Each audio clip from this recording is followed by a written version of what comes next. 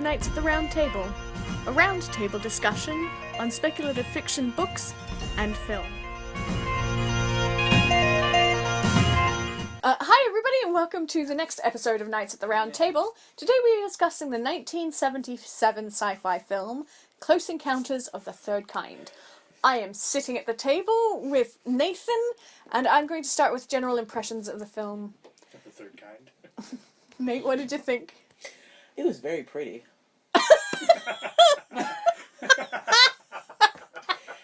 I will sum it up. It did not actually.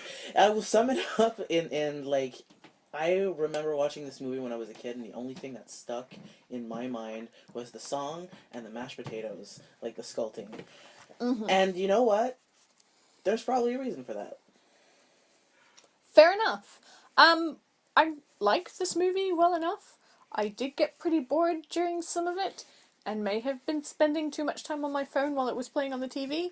But actually, I quite enjoyed this film. I think I remembered a lot more of it. I've only seen it once before when I was quite young. I think I remembered a lot more of it, though, then. But a couple of things caught my eye this time around that made me giggle. So, yeah. Yeah, it's,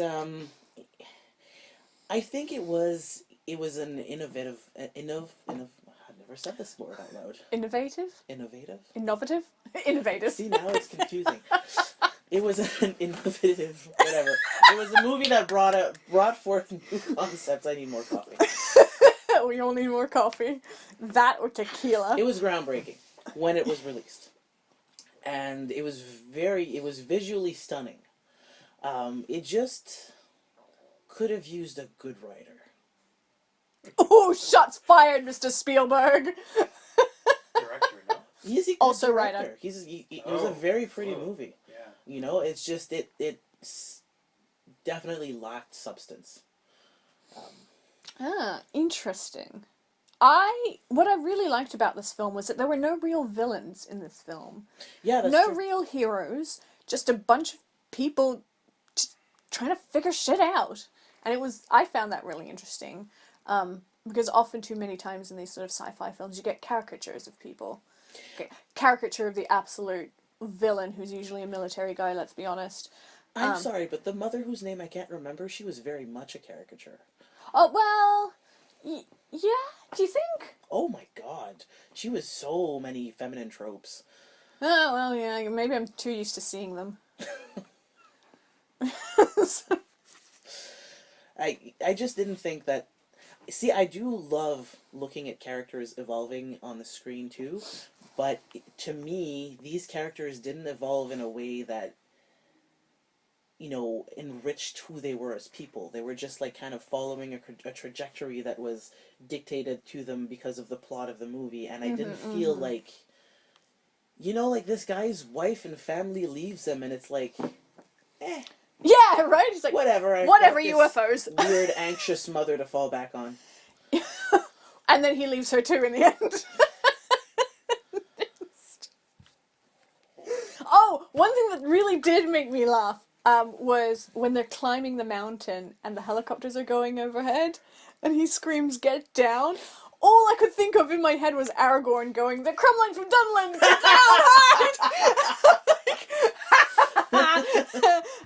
I'm a nerd.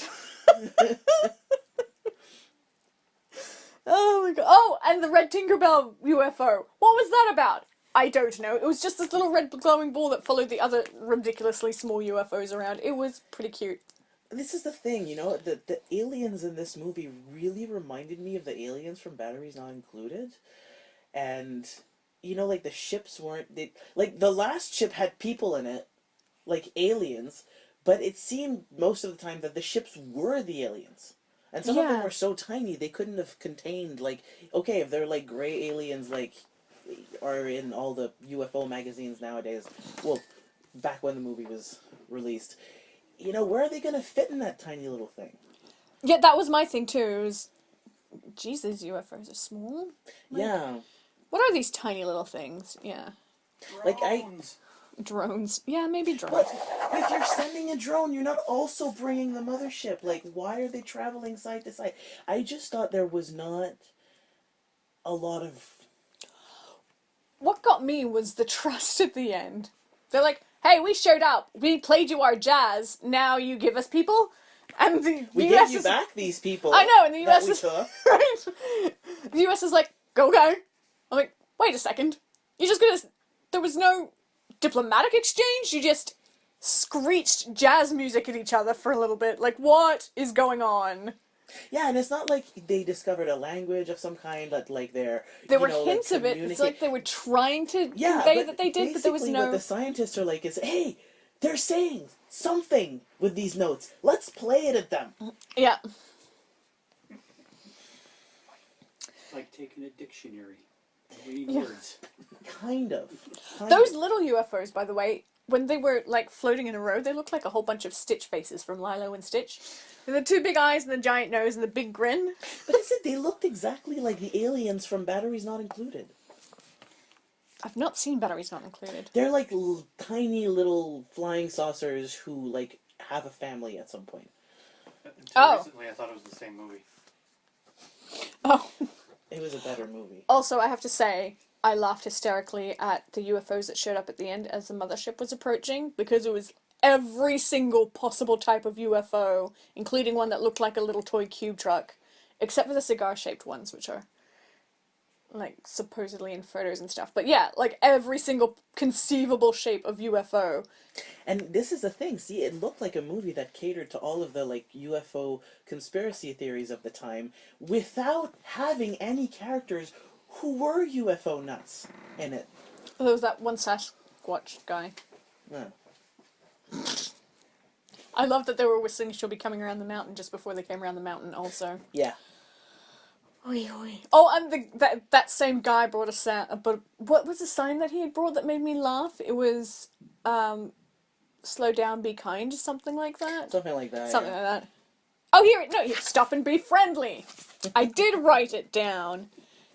Because, yes, I can imagine those signs being shown to, if people were expecting some sort of visitation. Mm. Also, for filmmakers, your movie will look dated, so put the year instead of present day. Yes. When you're making a film. Because it came up present day and I went, nope! Was not! Yep, that was 40 years ago. Oh no, it was! Yep. Things were different back then. Well, 30. No, you're right, 40. God damn it. I'm just gonna sit over here and feel old. Yeah. Anyway. Yeah, I felt like, the emotional, which, you were saying in the other panel, how, like, emotional interactions between people are what really matters to you in a story, and Yeah. I felt like this was almost entirely absent from that movie. Yeah, it's true. It felt too much like a bunch of vignettes with no interconnectedness. And even you have a mother who loses her child, like, that's a huge ordeal, and I don't know, she seemed like very going with the flowy. I mean, yeah, a little. Although, when, forget his name, but Richard Dreyfuss's character Yeah. was like, we have to get to that mountain. She's like, yes. Yeah. Which makes sense because she wants her son back and she thinks that's the way it's going to happen. But yet, it was played as if she just really wants to go there because she's been drawing the same mountain the same way that he has, too. Yeah. Like, it's kind of, she just goes back to drawing. Like, why isn't she driving up to the government and, like, screaming at them that there's an alien that took her child?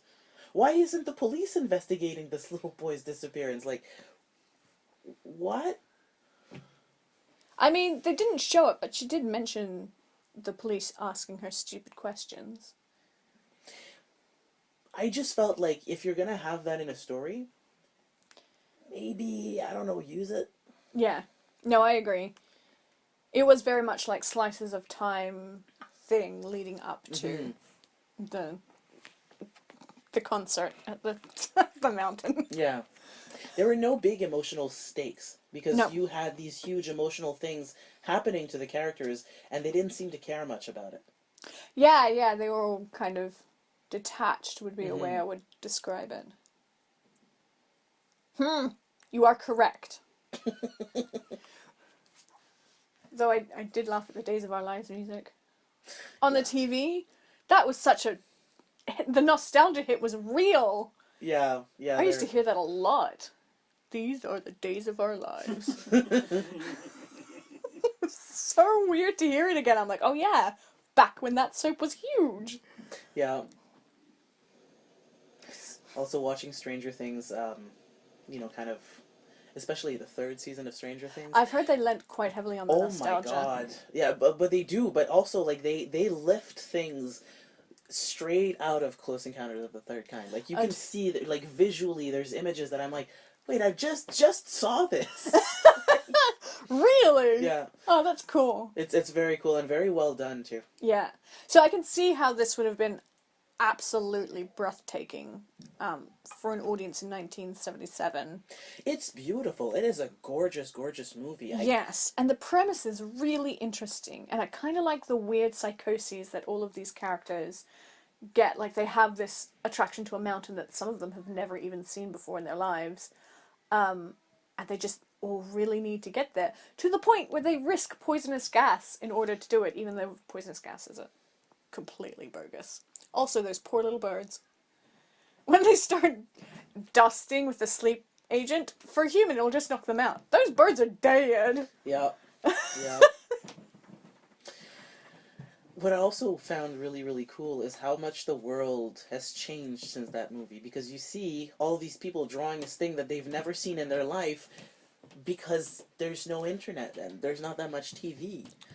You know, like now, you mentioned the devil, what is it called? Like the Devil's Tower or something like that? Something like that, yeah, in Wyoming. Everybody knows what it looks like. You know, and not just because of Close Encounters of the Third Kind. We know what the Everest looked like. We know what, we know all the landmarks around the world because... Google Maps exists. Yeah, pretty much. And, like, just to think that they had this very, very clear image and they couldn't tell what it was. Or, like, it's in their backyard. It's... Yeah. It's fascinating to me. Yeah, that's true. Like, there isn't the same access to information, so it would have played out very, very differently. Oh yeah, this movie would have been over in like 3 clicks of a Google. Oh, there it is. That's a new time reference. 3 clicks of a Google. Yes. Oh, I do like though that when they went to the mountain, they did bring their gas masks, and they did put them on. Yeah. As a precaution. I'm like, you are not stupid. Thank you, main characters, for not being stupid. Just in case we are crazy people. Yeah, just in case this gas is a real thing, we bring gas masks. Yeah. Yeah. But honestly, I can't get it out of my head that the mothership came down just for like a jazz session. Honestly, that's what it feels like when they start chatting to each other. I'm like, well, this is some interesting improv jazz, like... Yeah, I guess that's what aliens really want. Yeah. They're like those from Hitchhiker's Guide to the Galaxy. The ones who recite dreadful poetry. Yes. They just wanted Lord, yeah. They just wanted someone to listen to their jazz. Thanks for appreciating my music. We're off now. We're just Told you, Mom. I am a musician. The humans think so. Well, if that's your basis.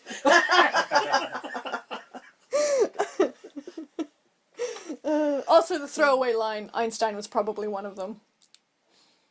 Mm.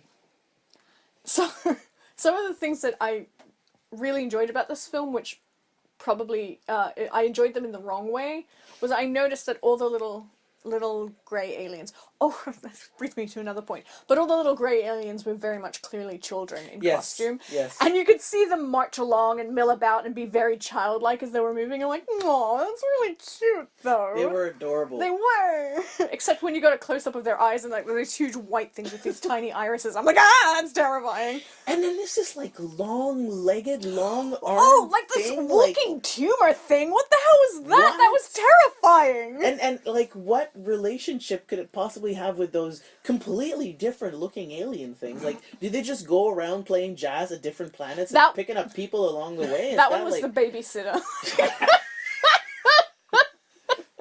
All right, children, you've seen the zoo. Let's move along now. But yeah, that was a freaky looking thing. Yeah. And then why did it bend down so it could look under the closing hatch when the hatch was just going to open so it could stand at its full height anyway? And then it sort of spread its arms like Jesus and then vanished because all of the children came running out. Yeah, it was weird. Yeah.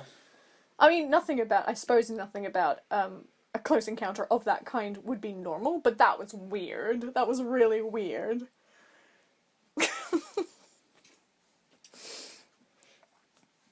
Shake my fist. Yeah. Yeah. So I was talking to a friend of mine, John, who is a sometimes panelist on this program, and he didn't like it much at all. He was very much the same way. He was like, yeah, I mean, I didn't hate it, I guess. I'm like, oh, okay. Well, I mean, I cannot remember any of the characters' names. No, even now, and I watched it yesterday. I know, I just watched it, and I was like, I was paying attention, and through the movie, I was like, what's her name? That woman. And... Was the kid's name Bobby? I don't know. Billy? It's a kid's name. Don't remember them. At all. I do like the French sounded genuine though. That was a French actor, I think, who played. Yes. Yeah. He's familiar. I know I've seen him in other things. Mm-hmm. I can't put my finger I can't put my finger on it either. But yeah, he's very familiar. Oh! And the India chant. Where they get the first few notes of the bum bum bum bum. Yeah. That could have been done a bit better. A little bit. Just a little bit. It was the 70s. Different time. Same year as Star Wars. Same year as Star Wars. Well, you see, there's a thing. Like, it's possible to write sci-fi and have actual people in it that you remember the names of. You know? Have actual people in it. Yes. Yeah. Although, I like Star Wars just about as much as I like Close Encounters of the Third Kind. I know, blasphemous. I don't particularly care how much you like Star Wars or not, but if I ask you who is the protagonist of Star Wars, you can actually name him. Darth Vader. A New Hope. Top of the Hut. Yeah, but, I mean, part of the reason is because so many people did like Star Wars so much that it's just part of the public consciousness now. You would have to be living under a rock not to know it, even if you didn't particularly think any of the characters were all that memorable. I mean, it's the same problem with Avatar. Avatar was a great movie. I really enjoyed it. Meh. Damned if I know who any of... Sigourney Weaver was in it. You're talking about the Blue Dances with Wolves, right? Yeah, the Blue Pocahontas, Okay. yeah. The girl from Star Fern Trek. Gully! The Blue Fern Gully. There we go, that's the one I wanted. The girl from Star Trek is in it, and Guardians of the Galaxy. Yeah. Oh yeah, that's right. Zoe Saldana. Zoe Saldana. That's it. Highest grossing actress in history. Is she? Well, yeah, she's in Avatar and Avengers. Oh, well there you go. That makes She sense. has 2 movies over 1.5 billion. Wow. But no, there's... Whatever you say about Star Wars, or you still have, actual fleshed out characters. Whereas this, and I honestly do not remember Avatar enough to comment on it. But this, I just like... it could have been different characters in every scene and it would have had the same effect. Yeah, it really did feel sort of even though it was smoothly one scene to the next, it really did feel kind of like disjointed vignettes of events that were leading up to the Witch Mountain. What was it called? Devil's thing. I like Witch Mountain. The original or the remake? Yes. Both. Anyway, it was the two that are good. The second one's fun. Okay, the sequel, but there was like a made-for-TV remake in the 90s of The Witch Mountain. Yes, Really? It's actually Oh. awful. Really? Yeah, this movie was passable. It was beautiful. I don't. Anyway, I feel We're good. about it much of the same way that I felt about Metropolis, whereas it's visually stunning, and it's definitely something that will live on in the history of movie making and will be like mined for ideas and visual presentation forever, and that's great because it's beautiful. It's just the content didn't impress me much. yeah, that's true. It was bland. It was white bread. There we go. Yeah, It sounds like it's about the filmography and nothing about the story or the characters. pretty much. Pretty much. Okay. Yeah. Oh, I didn't know. So final thoughts, even though we kind of just summed up. It is a seminal work because of the brilliance of its direction. And are we doing star ratings? Yeah. 2.5. That's fair. Yeah, I went 3 for me.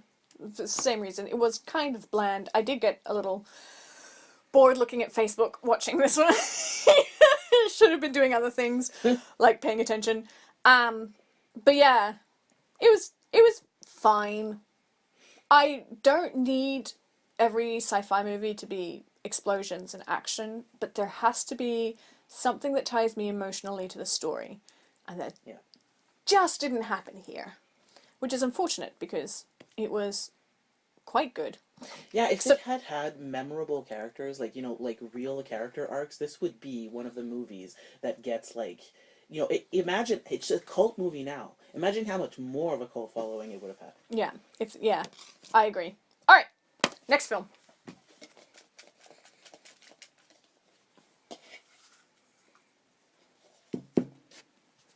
Death Becomes Her! Oh, yeah! I love this movie! Me This movie is too. hilarious! It's really funny.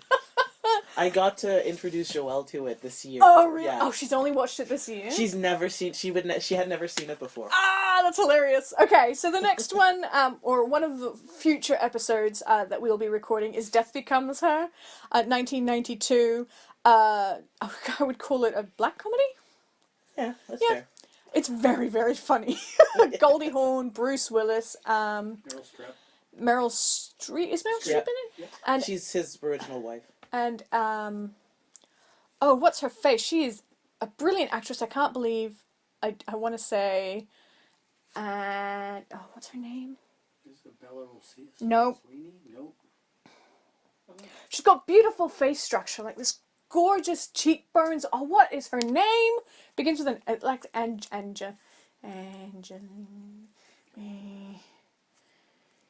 She played the stepmom in the Drew Barrymore Cinderella story. Oh. She was in the most recent John Wick. Yeah, I know who you're talking about. Michelle Johnson? No. I don't know. Angelica Houston. Angelica Houston. Angelica Houston? I'm pretty sure she's in it. I don't see her. Really? No. Oh, I might have lied. Maybe Angelica Houston isn't in it. I thought she played the witch that gave them the potion. Oh, well, I lied. Anyway, that's what we'll be discussing coming up. I would remember Angelica Houston in that movie. Well, okay, never mind then. Death Becomes Her will be coming up. If you have any thoughts about Close Encounters of the Third Kind, leave them down in the comments, or if you're a Patreon, in our Discord. And don't forget to like and subscribe if you're watching us on YouTube. Thanks very much, guys. Bye!